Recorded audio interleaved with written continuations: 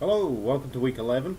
Our standings have changed a little bit as it's gone over those last now 3 weeks, of course, with it all being within one game. That's when I thought managed to eke out a win this week over the Goofy Ridge Runners, I think, which puts them. Well, they were already safely in the playoffs, but I think they've managed to attain at least top three seed here and reach the top of the blue division. Goofy Ridge Runners still safe into the playoffs, but falling down the rankings perhaps with one game behind Earthswan Eifert now. The top of the black division looks like the rest of the teams in that they have an identical record. The Honey Badgers and the Stony Jabronis faced off this week, and they drew. So they're drawing not only in record but also in points. I'm starting off with the standings mostly because I need to remember my math, because I can only do math so many times a day and I don't have to do it twice.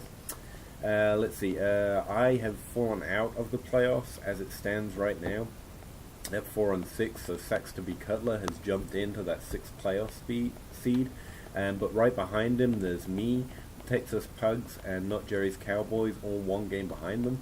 So in the next 3 weeks, they need to lose one, and someone else needs to win two, or some other variation of that math. But still, that sixth seed is still definitely in play. 1, 2, 3, 4, 5, yeah, 6. And Sanchez Butt Fumbles and Kentucky Aardvarks have a very hard road to the playoffs, but still possible because it's all so close, and no one managed to hit 10 this year. Let's see, they would have to win all three and have all three of the Sanchez Butt Fumbles or Kentucky Aardvarks would need to win all three of their next matchups and have the other teams, me, Dante's Me Bro, Texas Pugs, and Saxby Cutler, and Not Jerry's Cowboy, lose all three. I don't think that's actually possible given the matchups, but I haven't checked that. But quick math tells me it's so. So there's a path, but it's really looking like the consolation bracket for our two bottom teams. Although will still play a large role in who gets in, since the four teams above them all need to win and have the other teams lose. So whoever they're playing, it's still a very important game. Make sure you set your waiver claims, make sure you set your lineups, and remember that Andy entered us into that ESPN competition. So if anyone starts someone on a bye, we're immediately out of contention for that. So added incentive to actually keep up with your roster.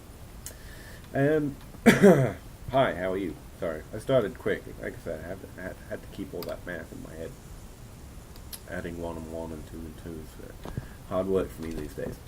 Alright, so week 10 was a really good week for us. I mean, scoring-wise, everyone was above 100, lots of interesting games. Even had 1 or 2 good conversations going on their on individual match chats as well. Let's see, the Pugs came back with a vengeance for the second meeting with Dante's Me Bro and just demolished them. I mean, to the point that they were thankful that they put in Delaney Walker in their flex, playing a 2 tight end set, which is unusual, but paid off. But by the time the final whistle had blown, it turns out they could have just left their flex empty and stuck with the 2 points they got from Kendricks, I believe, and still won by a couple of points. It turns out that Russell Wilson, although he's back in typical Russell Wilson form, scoring again 29 points like he did last week, so much touchdown regression coming that I'm actually pretty excited about that. Still, can't save me every week. Jay Ajayi and Devontae Booker both got good yardage, but we're a PPR league, so we really need touchdowns if they're not getting catches. Neither of them got many catches, and so they were both kind of meh. And also, I'm not going to say why I lost. Texas Bugs definitely came back and claimed their pug heritage back, and along with the Chihuahuas, all by themselves.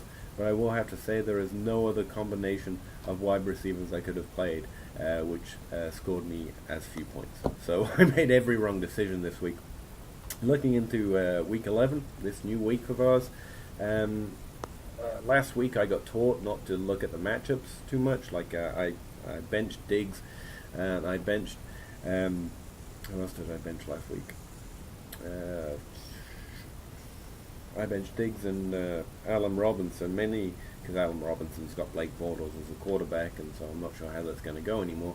But also because of cornerback matchups, and they told me no, don't do that.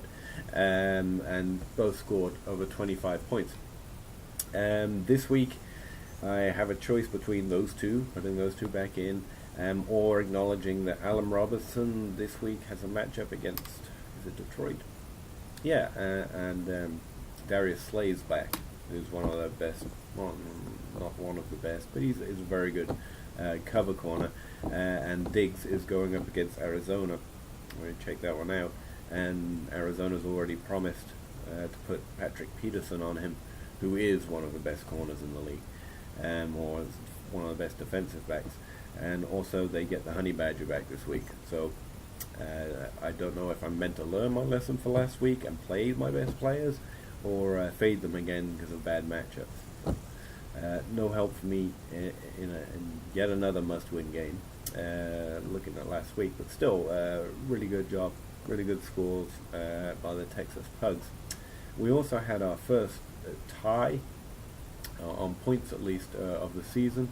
As I mentioned, the Honey Badgers and the Stony Jabronis are very top of the, what division is it? Black division. There we go. Faced off this week, and they both managed to score 127 points each. And I already said this on the forum, but in that case, the settings revert to bench points, so whoever gets the most bench points actually wins that particular matchup. And this week, thanks to having Drew Brees on the bench, the Honey Badgers actually get the victory, drawing them both to 6-4, not 6-4 and one tie. We tend to avoid ties with that tiebreaker of bench points, which does bring up a good point where everyone's keeping up with their lineups. Even I think I'm the only one holding out for not carrying multiple quarterbacks, because it's the best way.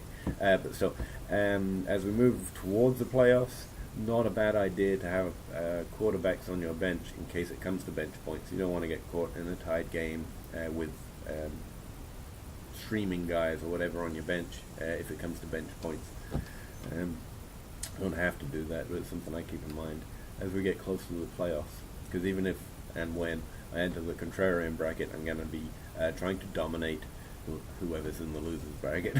So yeah, really fun game to watch, at least scoreboard wise, from the two teams at the top of the black division.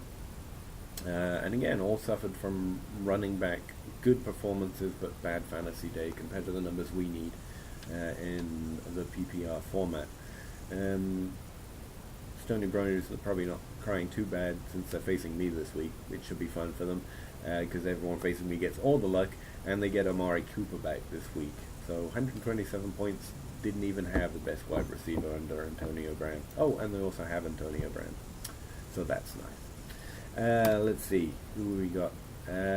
Not Jerry's Cowboys faced off against Saxby Cutler and really dominated. I haven't handed the trophies out now, I say that. I haven't handed the trophies out for this week. I'll get right on mine. As I know you all care about your trophy cabinet, so it hurts when I foot. We'll get the highest score of the week with 154 points against the Goofy Ridge Runners to pull into the lead of the league as well, which is pretty cool. Lowest score will go to temporarily for this week, since which is which week, Saxby Cutler with only 101 points. So I'll do that when we finish it.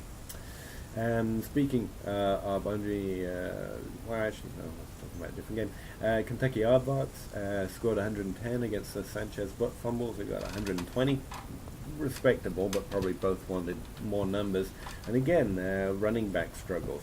I personally think that when you get 24 points from LeGarrette Blount, whatever his name is, that's a running back struggle too, because it means you have to keep relying on LeGarrette Blount, which is a nasty place to be in.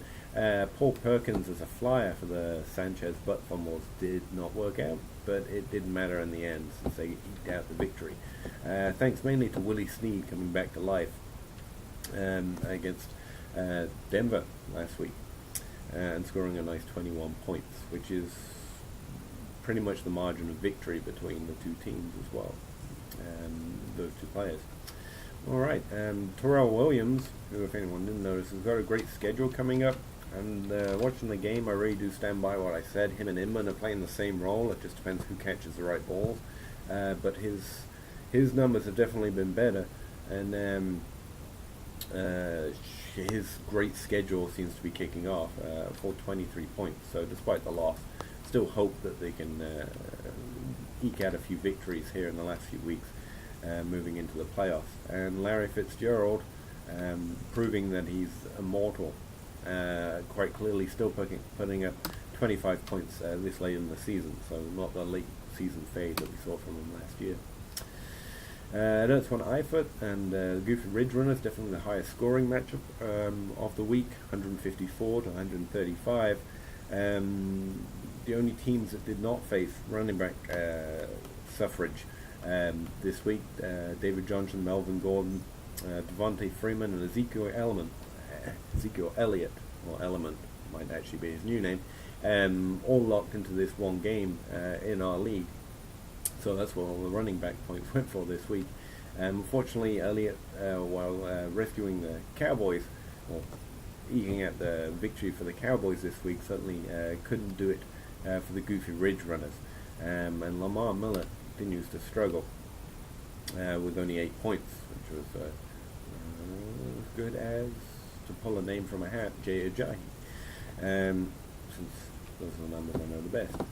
Ryan Matthews also went off this week, was on that's on Eifert's bench, so yeah, proven to be a difficult player to know when to play, although I did hear he's meant to have had a toothache 2 weeks ago, and then he didn't do well last week, apparently because of the matchup, and so this is just a sign that he's healthy and in a good matchup. So not that Ertz and Eifert need him, but they might have him as a streaming RB on the bench.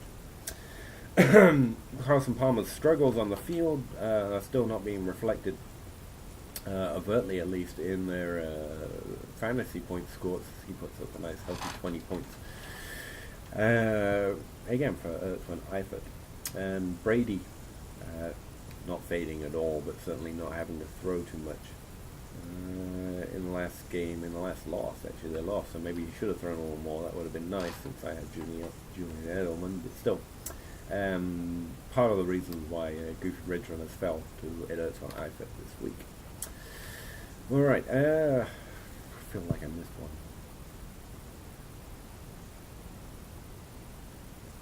Yeah. No, I mentioned you, I just forgot. Yeah, not Jerry's Cowboys and Saxby Cutler. I did mention you. No complaining that you're forgotten and left behind. Back to the Cowboys and Cutler game, though. It's proving difficult for Cowboys to stream their tight end, Travis Kelce and Kyle Rudolph. The one that's not on the active roster seems to go off, and the one that's in the active roster seems to do okay. I've noticed that last 3 weeks in a row, actually, or at least the last 2 weeks. But still, I'll help you there. All right. So what we're doing moving on to this week, as I said, pretty much every game matters apart from the 3 or 4 teams that are definitely already in the playoffs. Should have these pages open, but that would take some kind of organization. Alright, so Stony Jabronis are going over to Dantes Bros Stadium to continually kick them while they are down, I'm assuming. The Honey Badgers are going to play the Cowboys. The Pugs going with a newfound pride, reclaimed mascot, going to face Sanchez Butt Fumbles, Kentucky R-Fox. Guys, everyone that's in playoff contention is getting, at least on paper, an easier matchup, apart from me, which is actually probably fair. But still, Kentucky R-Fox, oh no, they get a more difficult matchup, and they need to win every game, but they're going up against the Ertz and Eifert, so let's hope for an upset there for them, I guess. Saxby Cutler are going up against the Goofy Ridge Runners. I take it all back. Those teams have much tougher matchups than I do, or at least equally tough. Alright, so that's the upcoming playoff schedule. Continue to fill your lineups, as I mentioned, for in the competition, and also because it's just good form, and there's nothing like beating someone up and having them lose it because you just kick them out of the playoff race for no reason other than to do it. Um, Sorry, I got a really dry throat. I've been teaching today and then playing I don't know, some version of tag with my kids all day, which involved a lot of talking. Alright, so waiver wire pickups have run. Make some corrections here, as I always do, I assume. Probably stuff my bench with quarterback. Trade deadline is approaching, though. That, as I said last time, is on the 23rd. You actually got a notice on our homepage here to remind us of it. So if anyone wants to make some last-minute pickups, either to push them into the playoffs or try to pull themselves into the playoffs, or to solidify their team around a core roster to make a run at the final, make sure you do it soon. Just to put that in context, tonight is the 17th. Thursday the 17th, so by next Wednesday, trades have to be made, offers have to be made and accepted by next Wednesday. They have less than a week if anyone's interested in doing that, although I'm pretty sure everyone's pretty happy with their roster. Hasn't been much movement, but you never know. Alright guys, good luck this week.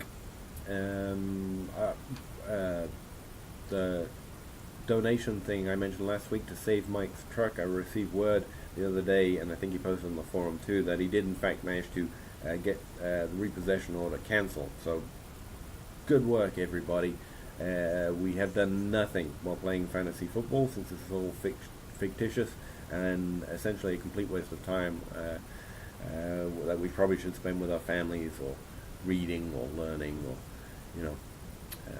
juggling, learning to juggle. We could learn to juggle, and it'd probably be more better use of our time, but we stick with it, and we do the right thing. We make sure that we spend that time on fantasy football, and while we're doing that, we've also contributed to something actually worthwhile, which actually, I know, I was going to make a joke there, but I'm not going to. Just good work there. Thanks for doing that, everyone that did.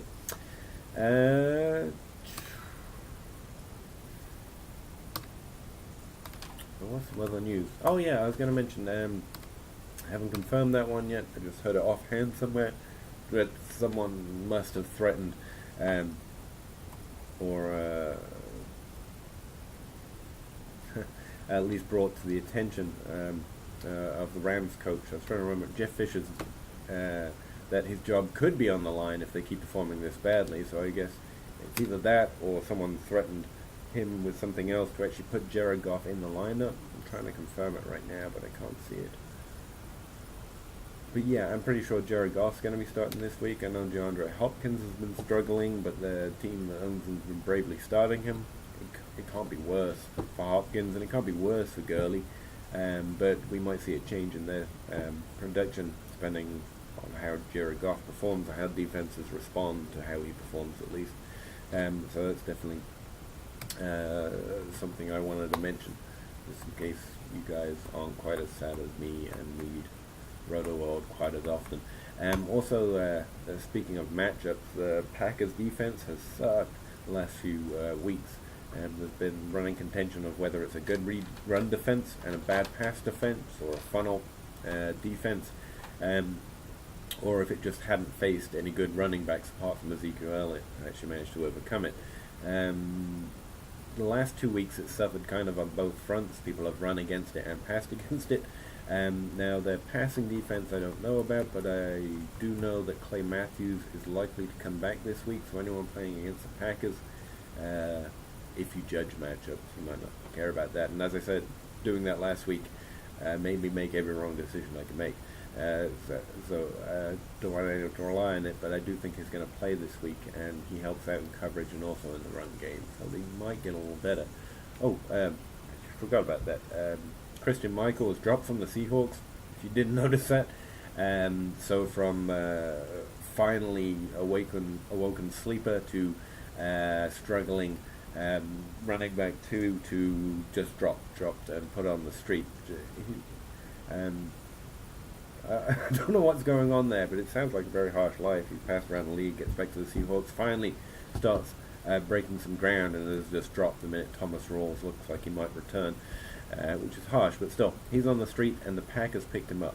So I know someone else owns Starks. I own Montgomery. it's going to be at least 2 weeks before we figure out if anyone's going to do well in that backfield. Which I guess, so I guess they're just going to clog the roster until we get into the playoffs, unless you want to take flyers.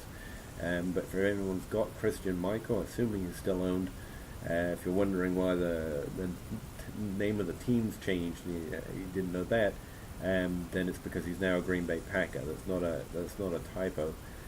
How quickly or how much, how involved he will be in that backfield, I have obviously no idea. But they desperately do need a running back, it seems, so it might be an uptick since he's struggled the last few weeks, or it might take a week for him to gather the offense together. Who knows? But definitely some news worth noting. Also point out, I've picked up CJ Pro-Size because Michael had been struggling, and he did well last game, sorry. And he did a lot through the passing game. And I listened to a few podcasts and I read a few articles, and I've heard it noted that he's a small passing games back, which is true. He was originally a wide receiver, and I'm not trying to tout the guy on my bench because you can't have him. I'm not trading him. I need running backs right now, right? But just in case you're interested in other leagues, I haven't heard anyone correct this yet, but they keep calling him a small guy who's good in the passing game, like Jerron Harris, who went off a few weeks ago or something. The guy is like 6 foot tall and 200 and something pounds. He's like as big as every running. He's not a small guy. He just happens to be good in the passing game. I think lots of people who don't watch football but talk a lot in podcasts keep making this mistake. I'm assuming no one will mention that ever again, but he's not a small guy, so if you're in other leagues, I wouldn't let that. It's like 3 different podcasts, including some of the big ones, have been talking about how he's a small guy who's just good at catching passes. That might be true, and Rawls is coming back, and he was awesome last year, so I'm assuming it's going to be his job. But he's not, because Pro-Size is a small guy. It's weird. Normally, I don't feel like I know something other people don't, but he's definitely 6 foot tall. I know that much. Anyway, sounds weird. I'm just trying to pretend like I've got something interesting to say at this point. Alright, it's late, and I'll stop talking. I'll lose my voice for longer than I'm going to tomorrow. So, if anyone has any questions or problems, as always, let me know. Mostly about the league. I mean, if you got other life problems, I probably can't help you out with those. Yeah, I meant it specifically about fantasy football. In my head, that was going to be hilarious, but it's really not. Where are we up to? 22 minutes. Yeah, this tests the stamina of anyone who actually tunes into these videos. Alright guys, it's nice to talk to you every week. Sorry I didn't get the full production video going again. It's just always me talking after this first couple of weeks. But hopefully I'll get the kids involved in one before the season ends. Maybe for the hey, the playoffs are here week. That would be a good idea. Good luck this week. Set your lineups. See you in week 12.